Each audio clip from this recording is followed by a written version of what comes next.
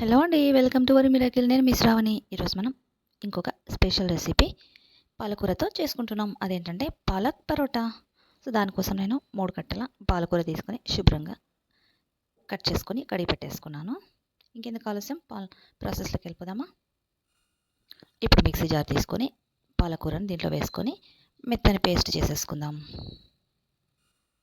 Mixie చేసేసుకున్నాం కదా దీన్ని పేస్ట్. ఇప్పుడు ఇంకో పాత్ర తీసుకొని అందులో దీంతో 2 కప్పుల గోధుమ పిండి 2 కప్పులు వేసుకొని బాగా కలుపుకుందాం. ఇప్పుడు ఇందులోకి కొద్దిగా సాల్ట్, అలాగే కొద్దిగా వాము వేసుకొని ఒకసారి కలుపుకుందాం. అలాగే ఇప్పుడు మనం తయారు చేసి పెట్టుకున్న పాలకూర పేస్ట్ వేసి కలుపుకుందాం. కొంచెం పిండికి కావాల్సినంత ముద్దలా అయ్యేలాగా.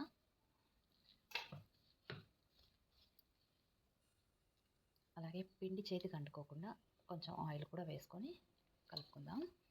చపాతీలు కూడా, పరోటాలు కూడా చాలా సాఫ్ట్గా వస్తాయి. మొత్తం అంతా కలిసేలాగా సాఫ్ట్గా అయ్యేలాగా కలుపుకుందాం. మొత్తం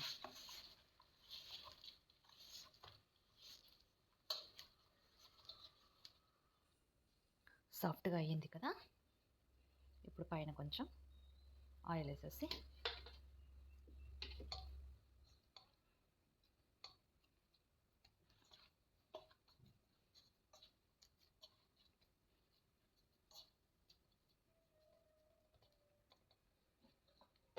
మూత పెట్టేసుకుందాం. అరగంట సేపు పిండి మెత్తగా నానిపోయింది కదా. ఇప్పుడు పరోటాలు ప్రిపేర్ చేసుకుందాం.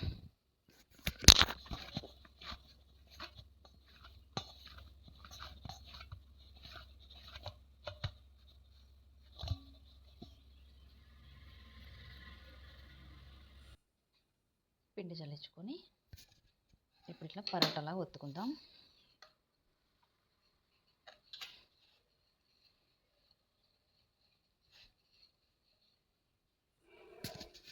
ఇలా తిక్కేసుకున్న తర్వాత మొత్తం ఒకసారి ఆయిల్ అప్లై చేసుకుందాం. మొత్తం ఈ పరోటా అంతటికి ఆయిల్ అప్లై చేసుకొని ఒక దగ్గర ఇలా కట్ చేసుకుందాం. ఇప్పుడు ఇది ఇటువైపు, అలాగే ఇది ఇటువైపు.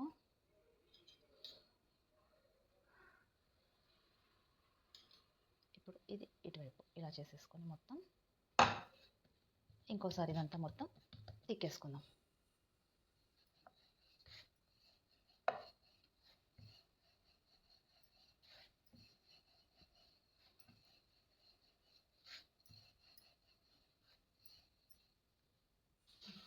అన్నీ కూడా ఇలాగే చేసేసుకోండి.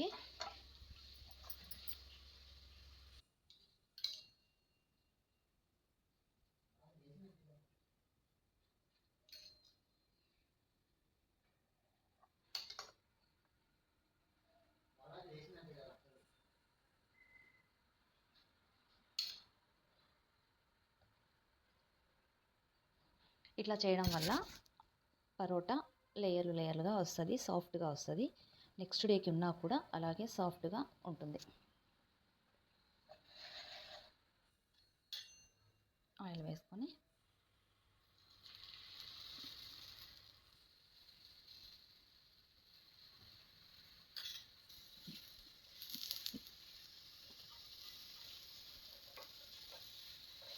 చూడండి ఎలా పొంగుతుందో.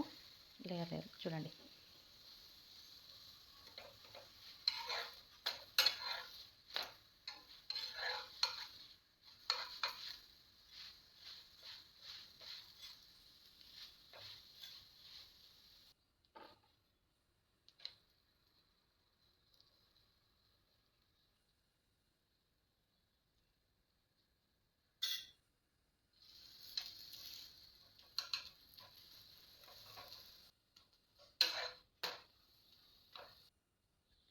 అంతే, ఎంతో టేస్టీ అయిన పాలకూర పరోటా రెడీ. పరోటా రెడీ. చూడండి ఎంత లేయర్గా ఉందో.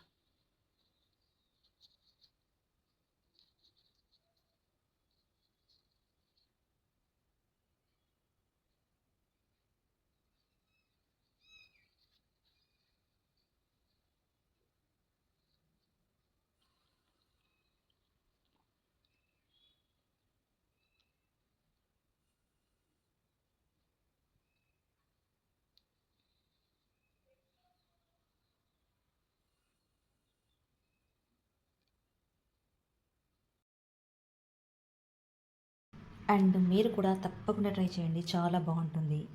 సో ఈ వీడియో కనుక మీకు నచ్చినట్లయితే like, share, subscribe. Until then bye. Thank you.